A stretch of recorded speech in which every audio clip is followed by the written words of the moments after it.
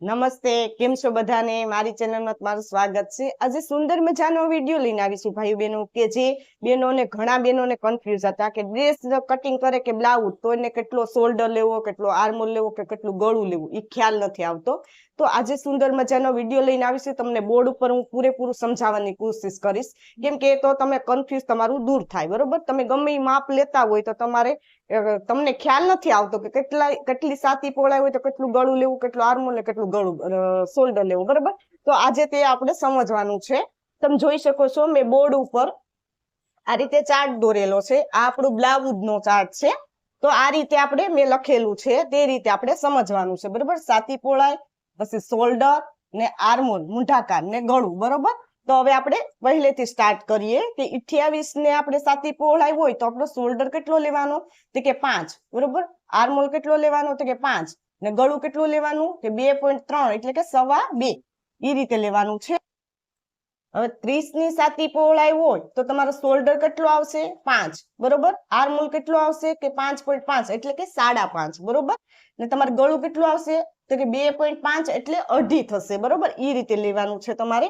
32 ની આપણે સાતી પહોળાઈ હોય તો તમારો શોલ્ડર આવશે 5.5 એટલે 5.5, આર્મહોલ આવશે 6 ને ગળું આવશે તમારે અઢી એટલે કે 2.5, બરોબર?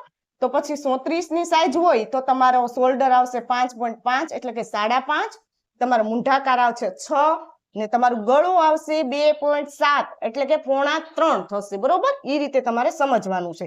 36 ની સાઈઝ હોય તો તમારો શોલ્ડર આવશે 5.5 એટલે કે 5.5, પછી તમારો મૂંઢાકાર આવશે 6 ને ગળું આવશે 2.75 એટલે કે 2.7। એ રીતે 38 ની સાઈઝ હોય તો તમારે શોલ્ડર આવે 6, આર્મહોલ આવે 6.5 એટલે કે 6.5 ને ગળું આવશે 2.75 કે 2.7।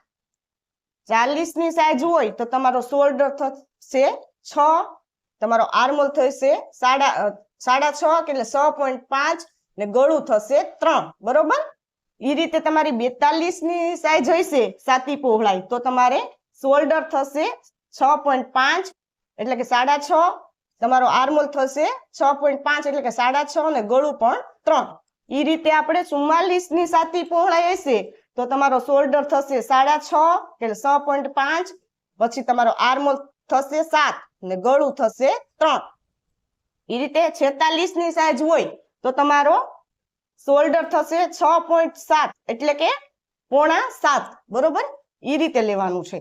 ને તમારો આ જે મૂંઢાકાર છે આર્મહોલ છે એ 7 ને ગળું થશે 3.5 એટલે કે 3.5।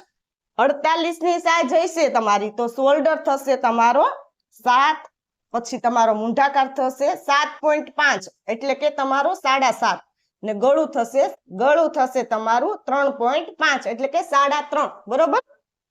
એ રીતે 50 ની સાઈઝ હોય સાતી પહોળાઈ તો તમારે શોલ્ડર થશે 7.3 એટલે કે 7.25, બરોબર? એ રીતે તમારો આર્મહોલ થશે 7.5 એટલે કે 7.5 ને ગળું થશે 3.5 એટલે કે 3.5। આ રીતે મેં તમને પૂરેપૂરું સમજાવવાની ભાઈ બહેનો કોશિશ કરી છે। તમને આ વિડીયો કેવો લાગ્યો મને જરૂર કોમેન્ટ બોક્સમાં કોમેન્ટ કરજો, ને આ રીતે આપણે અવનવા વિડીયો લઈને આવશું। બોર્ડ ઉપર તમને હું ડાયાગ્રામ પદ્ધતિથી શીખવાડવાની પૂરેપૂરી કોશિશ કરું। મને કોમેન્ટ બોક્સમાં કોમેન્ટ કરજો કે તમારે નેક્સ્ટ કયો ડાયાગ્રામ શીખવો છે, ડ્રેસનો, બ્લાઉઝનો, ફ્રોકનો, ચણિયાનો કે ચણિયા ચોલી કઈ રીતના શીખવું એ મને તમે કોમેન્ટ બોક્સમાં કોમેન્ટ કરજો। વધારે કોમેન્ટ આવશે તો એ રીતે હું વિડીયો લઈને આવીશ। આ રીતે ભાઈ બહેન મેં ઓનલાઈન ફરમા દેવાનું પણ સ્ટાર્ટ કરેલું છે, તો મેં નીચે વોટ્સઅપ નંબર આપેલા છે તેમાં કોલ કરીને મગાવી શકો છો। એમાં કટોરી વાળા બ્લાઉઝ, પ્રિન્સેસ, ટક્સ વાળા કે કોઈ બી તમે ડિઝાઇન પેટર્ન વાળા મગાવી શકો છો। ને હજી સુધી અમારી ચેનલને સબસ્ક્રાઇબ ન કરી તો સબસ્ક્રાઇબ કરી લેજો, નોટિફિકેશન બેલ પર ઓલ કરજો, આ વિડીયો લાઈક કરજો, કોમેન્ટ પર જરૂર કોમેન્ટ કરજો ભાઈ બહેન કે આ વિડીયો તમને કેવો લાગ્યો। આ વિડીયો જો ખૂબ ખૂબ ધન્યવાદ।